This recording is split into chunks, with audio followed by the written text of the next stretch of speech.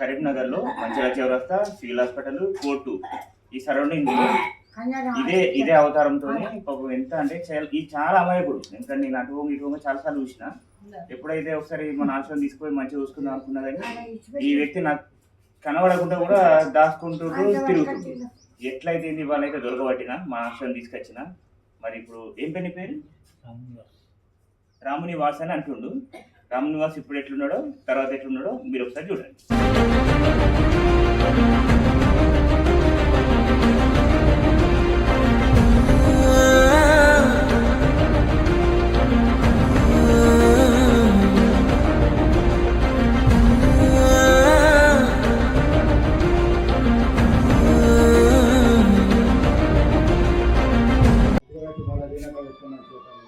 ఇతను కరీంనగర్లో చాలా రోజుల నుండి మంచిర్యాల చౌరస్తా అలాగే మన కోర్టు ఈ సరౌండింగ్లో ఇతన్ని రోజు కొన్ని లక్షల మంది చూస్తున్నారు.